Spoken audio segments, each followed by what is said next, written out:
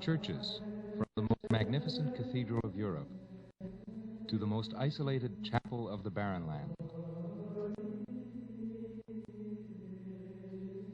have always been considered by Christians as the meeting place of God and man, a place where God speaks to the heart of man and where man responds to his God in humility and love. No wonder, then, that one of the first concerns of the Christian missionaries has been to dot the northern land with places of worship, some exquisitely expressing the simplicity of the land.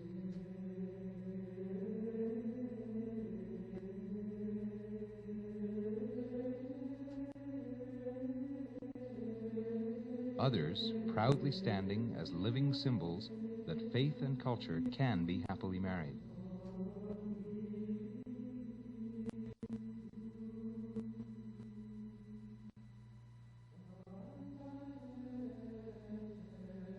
Some decorated with primitive means, like fish oil and berry juice, like in Fort Good Hope. Others with a modern touch and an appeal to a younger generation. The Igloo Church of Inuvik is the perfect example of what a local church should stand for. It is rooted in the past by its igloo shape, but it also speaks of the future and of man's destiny by the convergence of its structural lines.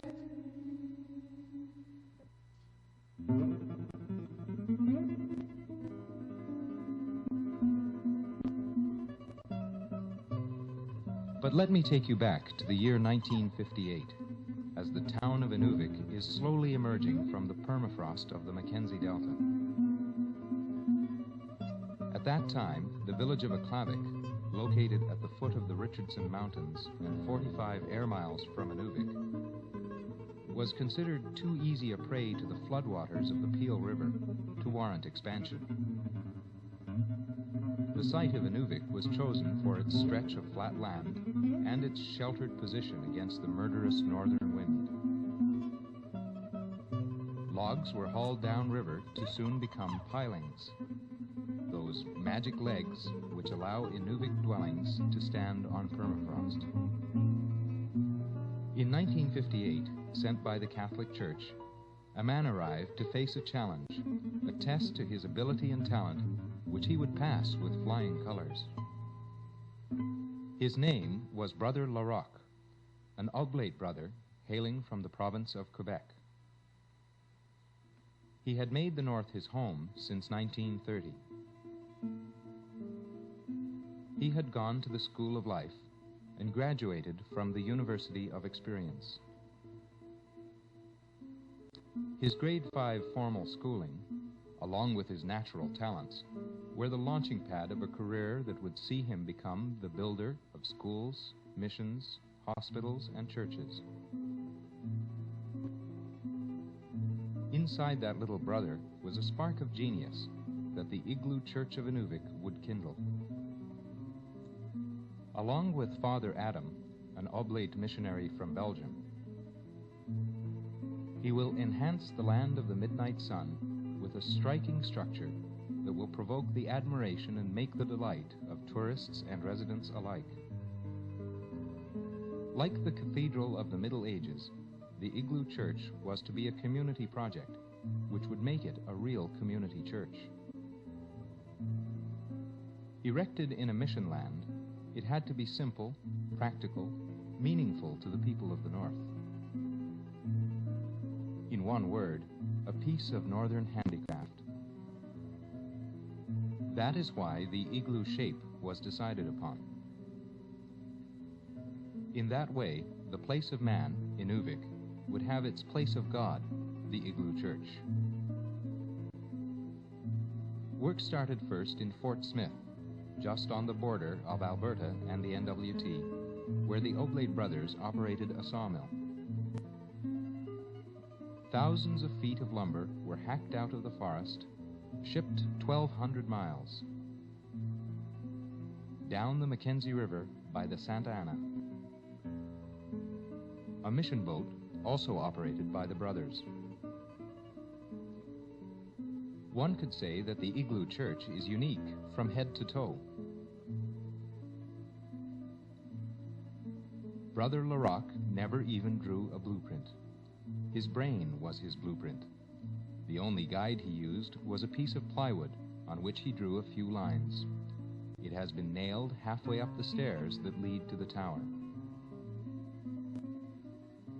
The Igloo Church is the only building of importance in Inuvik which doesn't rest on pilings rooted 15 to 20 feet in the permafrost. Yards and yards of gravel were hauled by barge from Point Separation, 80 miles down from Inuvik, to form the bed on which the church would rest. The purpose of the gravel pad was to serve as insulation between the church and the permafrost. Then, cement was poured in the form of a saucer, on the rim of which the exterior wall of the Igloo Church would be erected.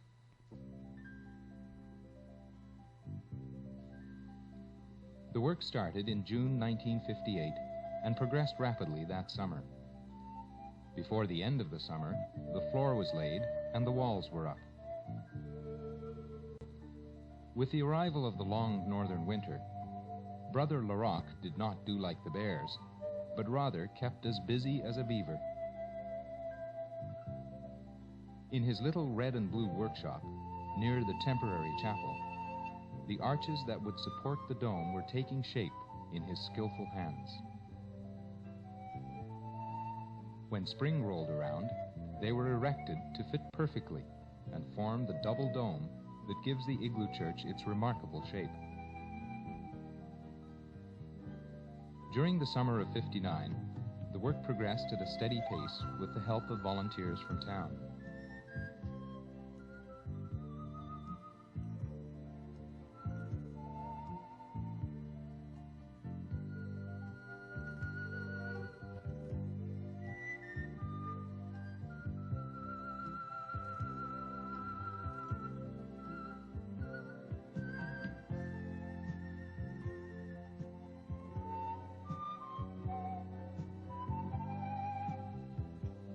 The second winter was consecrated to the interior decorating and finishing of the church.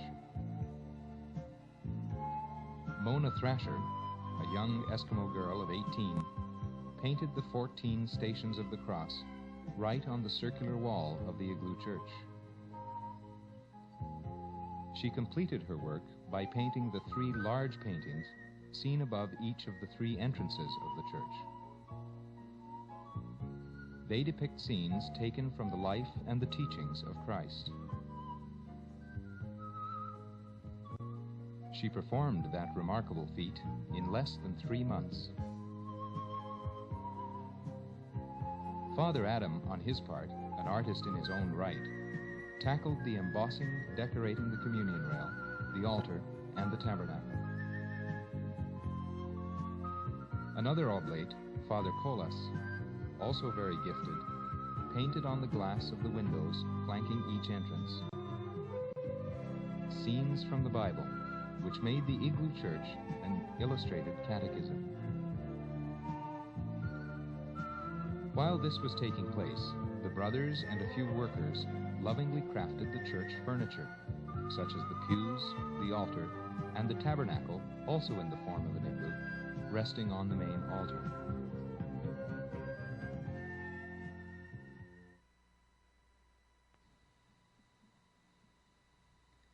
By the summer of 1960, that is, 2 years after the start of the construction, the Igloo Church was ready for benediction and official opening.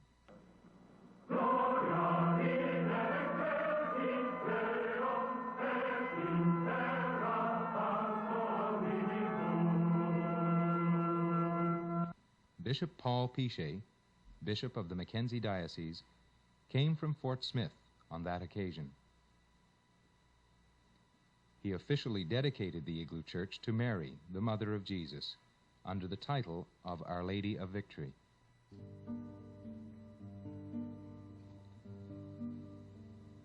A history of the Igloo Church would be incomplete without a word about its pastor, Father Adam.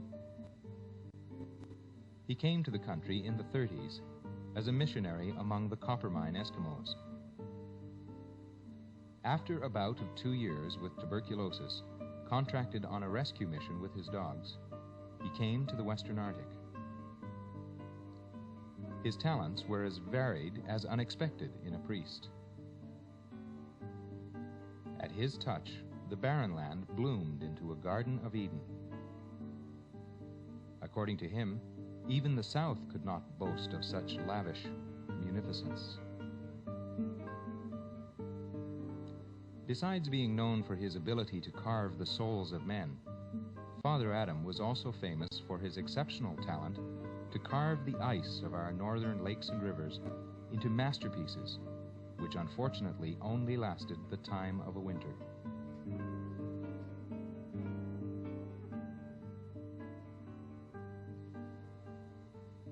The beauty of the Igloo Church would be heightened every winter by a nativity scene which became its trademark.